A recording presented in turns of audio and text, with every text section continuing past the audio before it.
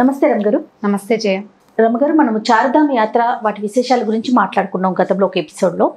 అయితే ఈరోజు పూరి జగన్నాథ స్వామి గురించి మాట్లాడుకుందామండి. ఆ ఆలయ విశిష్టత, పూరి జగన్నాథ రథయాత్రకి ప్రత్యేకమైన స్థానం ఉంది. చాలా విశేషంగా అశేష సంఖ్యలో జనాభాలు పాల్గొంటూ ఉంటుంది. దేశ విదేశాల నుంచి కూడా వస్తూ ఉంటారు కదా. సో మనం పూరి జగన్నాథ స్వామి ఆలయ విశిష్టత గురించి ఈరోజు మాట్లాడుకుందామండి. పూరి అంటే మనం చార్ధామ్ యాత్రలో మొట్టమొదట చూడవలసిన దర్శనం అంటే ఫస్ట్ చేయవలసిన దర్శనం పూరి జగన్నాథ స్వామిని చూడాలి. అంటే తూర్పు నుంచి మొదలు పెట్టాం కదా. ఈ తూర్పున ఉన్న జగన్నాథుడే మొట్టమొదటి దర్శించవలసిన స్వామిగా చెప్తాం. అయితే ఈ పూరి దేవాలయం, ఈ జగన్నాథ స్వామి దేవాలయం చాలా ప్రత్యేకతలు కలిగింది. అసలు ప్రతి విషయం ప్రత్యేకమైంది. అక్కడ ఉన్న స్వామి ప్రత్యేకం, ఆ జగన్నాథుడే ఒక ప్రత్యేకమైన వాడు, ఆ దేవాలయం ప్రత్యేకత, అక్కడ ఉన్న వంటశాల ప్రత్యేకత, ఆ రథం ప్రత్యేకత అసలు ఎక్కడా లేదు ప్రపంచంలో అలాంటిది. మామూలుగా మనం అన్ని చోట్ల స్వామిని ఎక్కడైనా దేవుడు ఉన్నాడు అంటే రాతి విగ్రహం, లేకపోతే బంగారు, వెండి, ఏదైనా కాంస్యం, పంచలోహాలు అట్లాంటి విగ్రహాలు, స్వయంభూవులు కొన్ని తమంతటమంటే ఏదో ఒక స్వామివారి రూపంలో కనపడేలాంటి కొండరాళ్ళు అలాంటివి చూస్తాం. అవునండి. ఈ పూరిలో ఉన్న ప్రత్యేకత ఏంటంటే ఈయన చెక్కతోటి చేయబడ్డ స్వామి. విన్నాం, చాలా ప్రత్యేకమైనది. పైగా ప్రతి చోట ఎక్కడైనాను భార్యా సమేతుడైన విష్ణువుని మనం చూస్తాం. భార్యతోటి, లక్ష్మీదేవి రకరకాల రూపాలతోటి విష్ణుమూర్తిని. ఇక్కడైనా అన్నయ్య చెల్లెలుతోటి కలిసి ఉంటాడు. అన్న చెల్లెలు, విష్ణుమూర్తి ఆయన అన్నయ్య, ఆయన చెల్లెలు. పైగా ఈ విష్ణుమూర్తి అంటే విష్ణుమూర్తికి అన్నయ్య చెల్లెలు లేరు మన కథల ప్రకారం. మనకెవరు తెలుసు? కృష్ణుడికైతే అన్న చెల్లి ఉన్నారు, బలరాముడు, సుభద్ర కదా.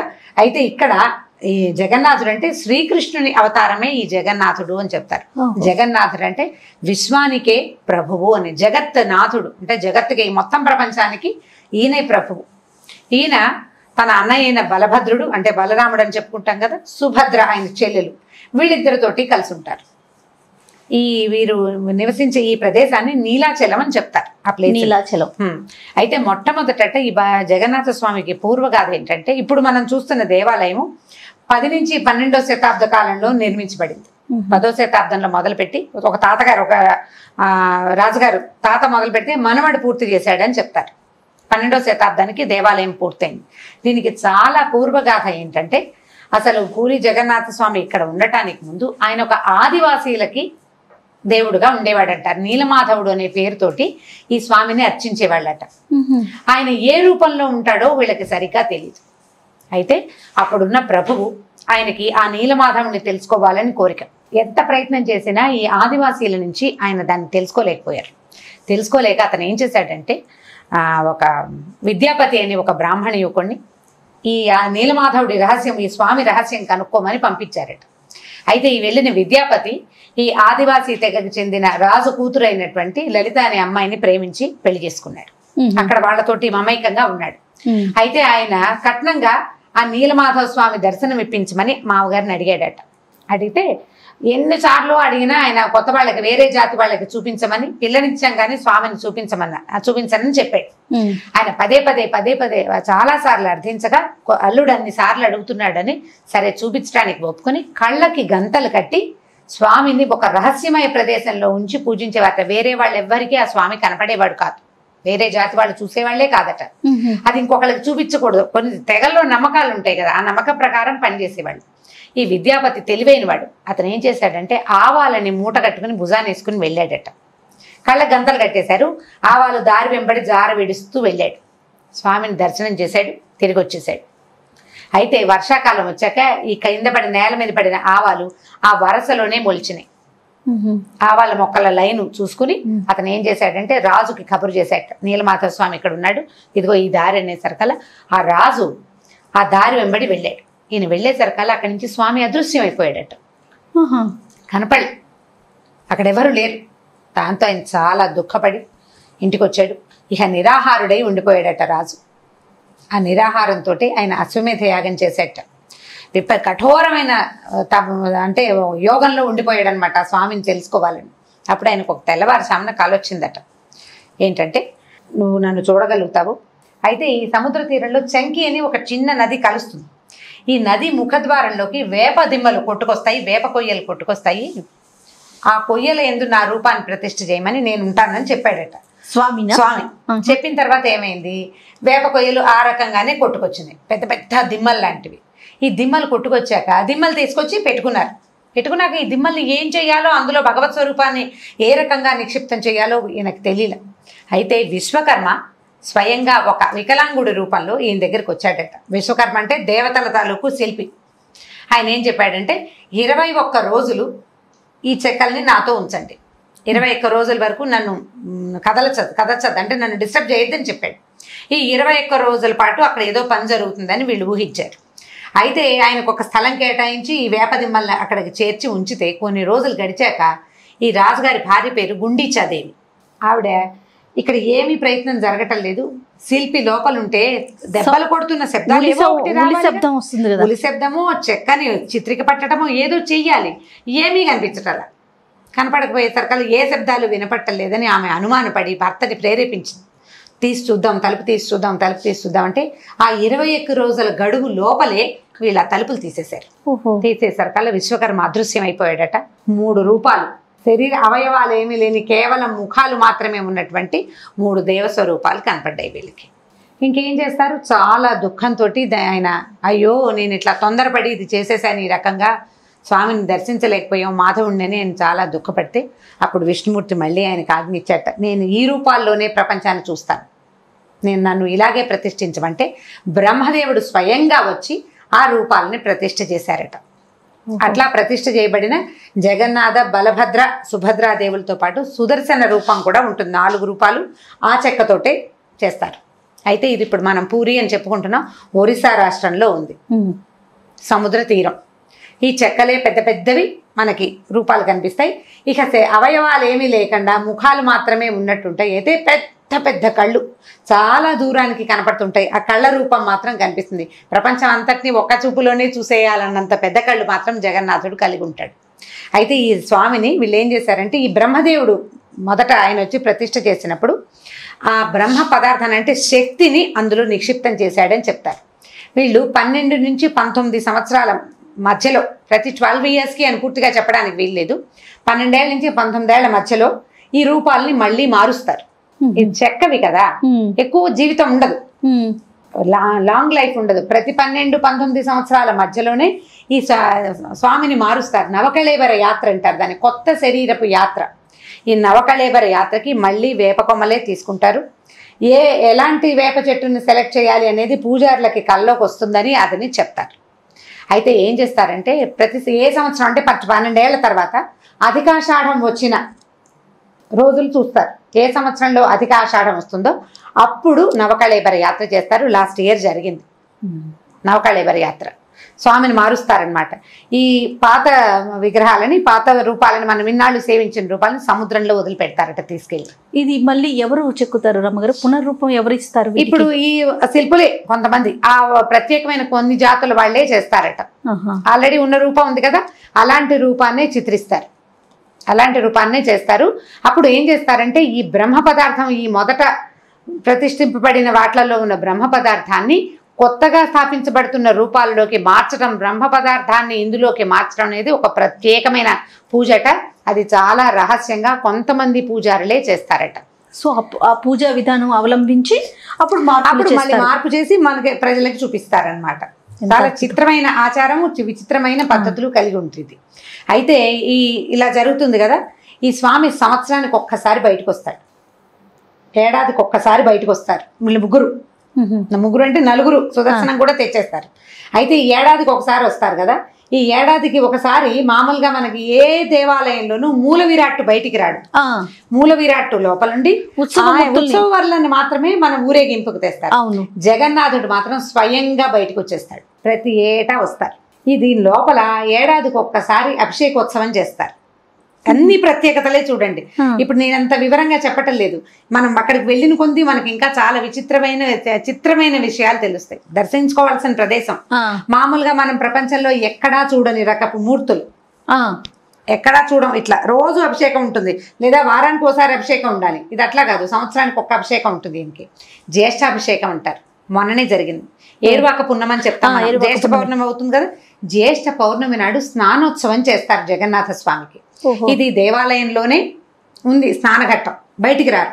దేవాలయంలో 3 తెరలుగా ఉంటాయి కదా, ఈ 3 తెరల లోపల మొదటిది స్వామివారు ఉండే చోట నుంచి స్నానోత్సవానికి వెళ్ళడానికి ఒక దారి ఉంటుంది, అందులోకి తీసుకెళ్తారు. ఈ మూర్తులు ముగ్గురికి స్నానం చేయిస్తారట. అది పెద్ద ఉత్సవం. ఈ స్నానం చేశాక స్వామివారికి జలుబు చేసిందని చెప్తారు. 15 రోజుల పాటు దర్శనం ఇవ్వరు. 15 రోజులు దర్శనం ఉండదు. 15 రోజులు ఏం చెప్తారంటే అప్పుట ఈ ఏరువాక పున్నమి నాడు తప్పకుండా భువనేశ్వరు, పూరి ఈ ప్రాంతాల్లో వర్షం పడుతుందని నమ్ముతారు. వాన వస్తుందట. ఆ తొలి వాన పడి స్వామికి జలుబు చేసిందని చెప్తారు. తొలి వాన ఈ నీళ్ల వల్ల జలుబు చేస్తే ఏం చేస్తారంటే ఈ 15 రోజులు పథ్యం పెడతారట ఆయనకి. పథ్యం పెట్టి కొన్ని రకాల కషాయాలు అవి పట్టిస్తారు. అంటే సాధారణ దృష్టికి ఏమనిపిస్తుంది అంటే చెక్క కదా, దీన్ని తడుపుతారు. తడిపేస్తారు కల్లా మళ్ళీ అది ఉబ్బటము అలా అవ్వకుండా బహుశా ఏవైనా కషాయాలు పట్టిస్తారేమో. ఈ 15 రోజులు అలహర్నాథ్ అని ఒక స్వామివారు ఉన్నాడు ఈ పూరిలోనే. ఇంకో పక్కన ఉంటుంది దేవాలయం, చైతన్య మహాప్రభు స్థాపించిన విష్ణు దేవాలయం అది.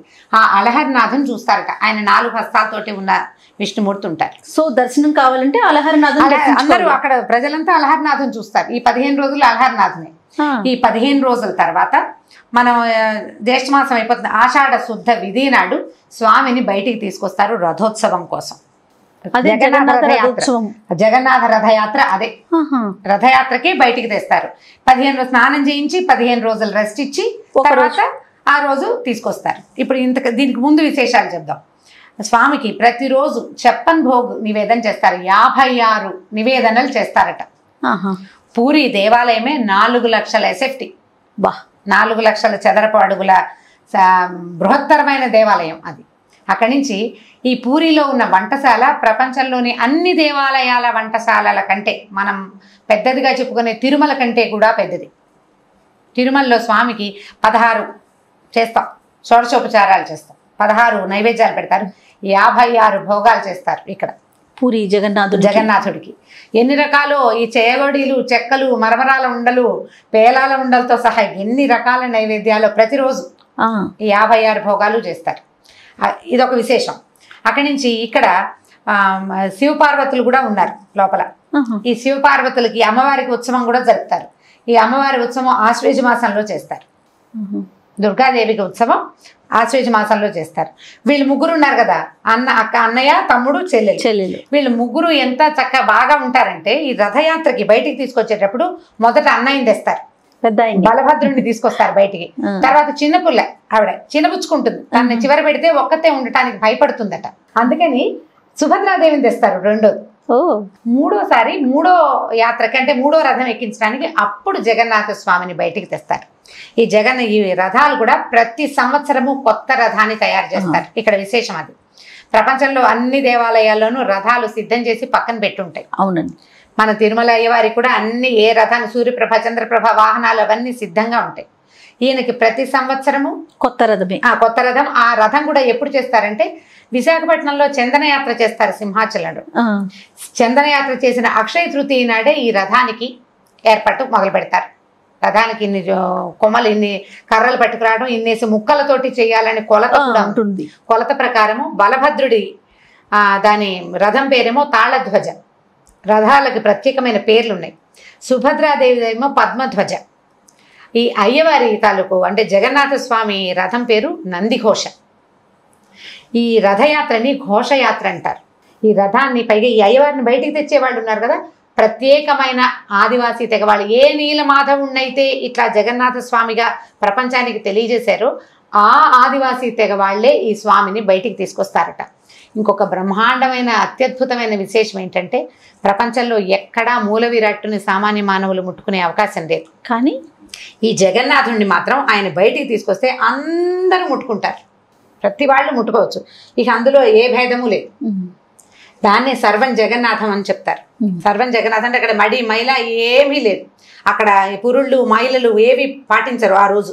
ఎవరైనా పోయిన వాడు కూడా అంటే మామూలుగా వాళ్ళు కూడా వచ్చి జగన్నాథుడిని ముట్టుకోవచ్చు. ఆ స్వామి విశేషమే అదనమాట. అయితే ఈ రథయాత్రకి మొదలు పెట్టడానికి కూడా ఈ పూరి ప్రాంతానికి రాజులు, ఆ రాజకుటుంబం వాళ్ళే వచ్చి బంగారు చీపురుతోటి ఊడ్చి రథాన్ని వాళ్ళే ఊడుస్తారు, కళ్ళాపి చల్లుతారు. హారతి ఇచ్చాకే రథం కదులుతుంది. 3 రథాలు ముందు అన్నయ్య, తర్వాత చెల్లెలు, తర్వాత తమ్ముడు, ఒకళ్ళ వెనకాల ఒకళ్ళు యాత్రకు బయలుదేరుతారు. ఎంత అత్యద్భుతంగా ఉంటుందంటే ఈ యాత్రకు బయలుదేరుతారా, ఈ వెళ్ళడం ఏంటంటే అక్కడ బడోదంద అంటారు, అంటే పెద్ద వీధి. పెద్ద వీధి నుంచి గుండీచా మందిర్ అని ఒక మందిరం ఉంది. ఆ గుండీచా మందిర్ ఏంటంటే మన ఈయన్ని స్థాపించిన రాజు ఉన్నాడు కదా, ఆయన రాజుగారి భార్య పేరు గుండీచాదేవి. ఆవిడ వల్లే జగన్నాథుడు శరీరవయవాలు లేకుండా వచ్చేసాడు. ఆ గుండీచాదేవి మందిరానికి వెళ్తారనమాట. గుండీచాదేవి జగన్నాథుడి పింతల్లు అని చెప్పుకుంటారు అక్కడ. ఆవిడ రాణి గుండీచా మందిరికి వెళ్ళి అక్కడ విశ్రమిస్తారు. ఒక వారం రోజులు ఉంటారు అక్కడ. వారం రోజులు ఉంటారు, పెడతారు. ఈ బడోదందా నుంచి గుండీచా మందిరికి చాలా తక్కువ దూరం, అది పెద్ద దూరం కాదు, కానీ ఎన్ని గంటలో పడుతుందట. ఆ రథం వెళ్ళాలి కదా, ఇంతంత రథాలు మొత్తం పూరిలో ఉన్న ప్రతి పసిపిల్ల బాలాది అందరూ వచ్చి ఆ రథాన్ని లాగుతారు. అవును. అక్కడ దాకా వెళ్ళాక రాత్రి అక్కడ బయటే ఉంచుతారు. స్వామి లోపలికి వెళ్ళాడు, రెస్ట్ తీసుకుంటారు. రెస్ట్ తీసుకున్నాక మర్నాడు పొద్దున లోపలికి తీసుకెళ్లి సేవ చేయిస్తారు, అక్కడ కూర్చోబెడతారనమాట. ఈ వారం రోజులు అక్కడే సేవలు అందుకుంటారు, అన్నీ అక్కడే. అయితే ఏంటట, మహాలక్ష్మి ఉంది, అమ్మవారు ఉంది ఇక్కడ. ఈ అమ్మవారు ఎక్కడ ఉంటుందంటే ఈ దేవాలయం తాలూకు గడప మీద ఉంటుందట. లోపల కూర్చున్న వాళ్ళల్లో ఇప్పుడు దాన్ని రత్నవేది అంటారు, స్వామిని కూర్చోబెట్టే ఆ పెద్ద వేదికలాగా ఉండి ఈ జగన్నాథుడు, బలభద్రుడు, సుభద్రాదేవి, తర్వాత ఇంకా మిగిలిన మూర్తులు, మదనమోహన్ మూర్తి అవన్నీ స్థాపిస్తారు. రత్నవేది అంటారు, బాగా అలంకారం చేసి పెడతారు. అక్కడ లక్ష్మీదేవి ఉండదు, గుమ్మం మీద ఉంటుంది, ఈ లోపలికి ప్రవేశించే గుమ్మం మీద. అయితే ఆవిడ కోపం వస్తుందట, వీళ్ళు ముగ్గురు వెళ్ళిపోయారు, తనని తీసుకెళ్ళకుండా అని. అందుకని తిరిగి వచ్చేటప్పుడు లక్ష్మీదేవి కోసం ఒక జాతర చేస్తారు అక్కడ, ఆవిడ అలక తీర్చడం కోసం. ఆవిడ కోపం వస్తుందని. ఈ తిరిగి వచ్చేటప్పుడు ఏం చేస్తారు, మళ్ళీ రథయాత్ర వెనక్కి వస్తుంది. వారం రోజులు అక్కడ రెస్ట్ తీసుకున్నాక ఈ వెనక్కి వచ్చినప్పుడు అప్పుడు కూడా రాత్రి బయటే ఉంటాడట స్వామి, లోపలికి రాడు, బయటే కూర్చుంటారు.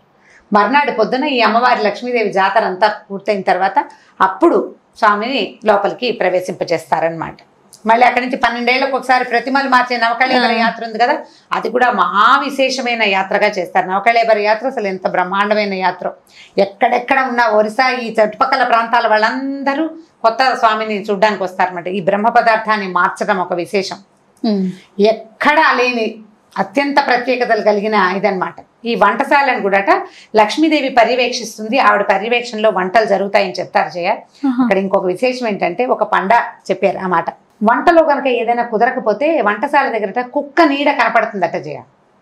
అప్పుడు వంట ఇవాళ కుదరలేదని తెలుసుకుని చేసిన మొత్తం వంటని భూస్థాపితం చేసి కొత్తగా మళ్ళీ వండుతారట.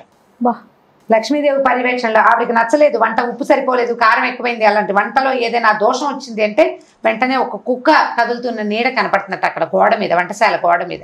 అప్పుడప్పుడు అట్లా కనిపిస్తుంది.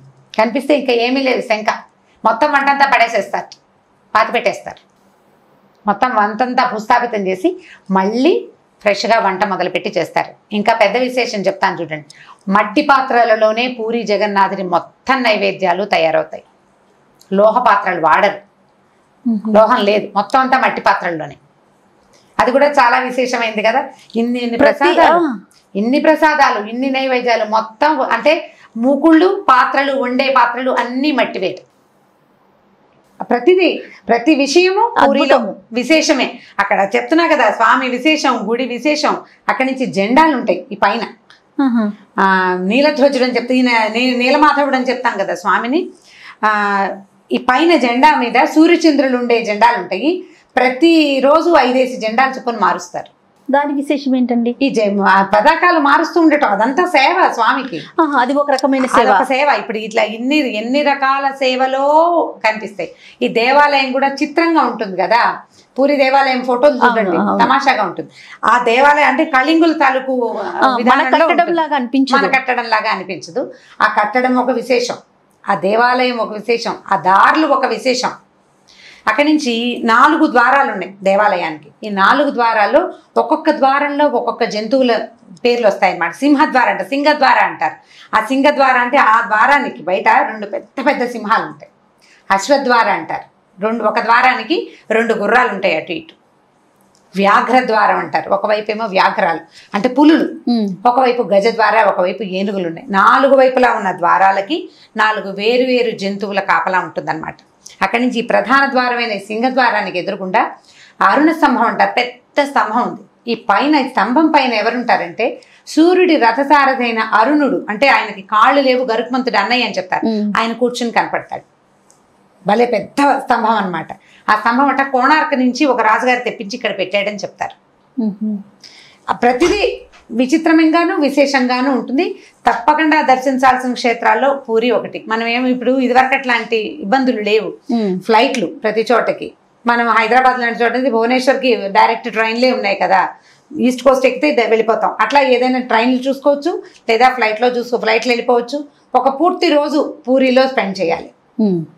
ఈ విశేషాలు మొత్తం ఇక్కడ జరిగేవన్నీ మనం తెలుసుకోవాలి అంటే మాత్రం తప్పకుండా అక్కడ ఉండాలి. కొంచెం పండాలతోటి కాస్త హడావిడిగా ఉంటుంది, కాస్త తోపుడు, కాస్త హడావిడి, కొంచెం కాస్త చిన్నపాటి ఇబ్బందులు ఎదురవుతూ ఉంటాయి. కానీ వాళ్ళు కొంచెం హైరాన్ పెడుతూ ఉంటారు.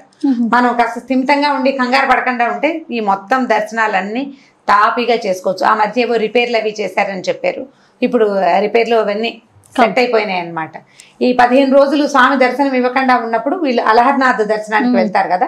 ఈ అలహర్నాథ్ ఏంటంటే చైతన్య మహాప్రభు అని ఉన్నారు కదా, ఆయన తయారు చేసిన, అంటే ఆయన స్థాపించిన విష్ణుమూర్తి విగ్రహాన్ని జనాలు అక్కడ, అంటే పూరి ప్రజంతా ప్రతిరోజు దర్శనం చేసుకునే వాళ్ళు అక్కడికి. ఈ జ్యేష్ఠంలో కనుక ఈ 15 రోజుల్లో మనం ఏరువాక పున్నం తర్వాత వెళ్ళామా మనకి జగన్నాథుడి దర్శనం కాదు. ఇప్పుడు వెళ్ళకూడదు. రథయాత్ర సమయంలో వెళ్తే రథయాత్ర దేవాలయం బోసిపోయి ఉంటుంది, అక్కడేం ఉండదు.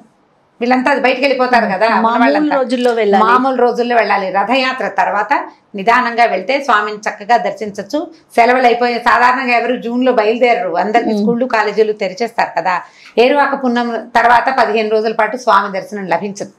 ఇప్పుడు ఉండదు అనమాట. ఇప్పుడు మనం ఏం మాట్లాడుతున్నాం, ఈ 15 రోజులు ఉండదు. ఉండకుండా ఆషాఢ శుద్ధ విధి నాడు రథయాత్ర చేస్తారు. అక్కడి నుంచి మనం రథయాత్ర తర్వాత కనుక వెళ్తే గుండీచా మందిర్లో మనం స్వామిని దర్శించవచ్చు. ఈ వారం రోజులు ఆయన అక్కడ ఉంటాడు కదా, ఈ వారము గుండీచా మందిర్లోనే దర్శనం ఇస్తారనమాట. ఓకే, చాలా అత్యద్భుతమైన దర్శనాలు.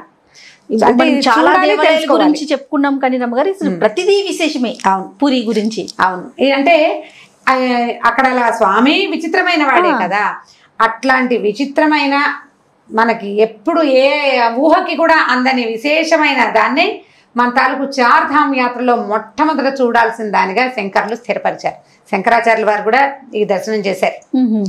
ఎంతమంది వాళ్ళు వచ్చారు, వీళ్ళు మధ్వాచార్యులు, వీళ్ళందరూ దర్శనం చేశారని చెప్తారు. చాలా మంది ఈ స్వామిని సేవించారని చెప్తారు. వైష్ణవ సేవా విధానంలో కూడా మంగళాశాసనాలు చెప్పేటప్పుడు ఈ నీలాచల నివాసాయ నిత్యాయ పరమాత్మని సుభద్రా ప్రాణనాథాయ జగన్నాథాయ మంగళం అని తప్పకుండా జగన్నాథుడి సేవని చేసుకోవాలి వైష్ణవులు. అక్కడ వైష్ణవ సేవ నడుస్తూనే ఉంటాయి అన్ని రకాలు. సర్వం జగన్నాథ అంటాం ప్రతివాడు. అంటే మామూలు రోజుల్లో మనం ముట్టుకోలేకపోతాం. రథయాత్ర రోజున అందరూ స్వామిని దర్శించవచ్చు. దర్శనం తప్పదు, దర్శనం కుదురుతుంది, ముట్టుకోవచ్చు కూడా ప్రతివాడు. ఈ బంగారు చీపురుతో ఊడవటము, తర్వాత కళ్ళాపు చల్లటము, అప్పుడు హారతి ఇచ్చి కర్పూరం, మన కస్తూరి కళ్ళాపు చల్లుతారట. కస్తూరిని గంధాన్ని నీళ్లలో కలిపి దాన్ని కళ్ళాపు చల్లి హారతి ఇచ్చి అప్పుడు స్వామిని కదుపుతారనమాట. ఆయన ప్రీతి కస్తూరి అవన్నీ ఆయనకి ఇష్టం కదా కృష్ణుడికి. కృష్ణుడే జగన్నాథుడని చెప్తారు. అద్భుతం, వింటుంటేనే ఎప్పుడు వెళ్ళాలా అన్న ఆలోచన వచ్చేస్తుంది. అదే, సో తప్పకుండా అందరూ దర్శించదగ్గ ఆలయం. కేరమ్మ గారు, మరో క్షేత్ర దర్శనంతో మళ్ళీ కలుద్దాం. నమస్తే. ఈ వీడియో కనుక మీకు నచ్చినట్లయితే లైక్ చేయండి, షేర్ చేయండి. మరిన్ని వీడియోస్ కోసం మా ఛానల్ని సబ్స్క్రైబ్ చేసుకోండి.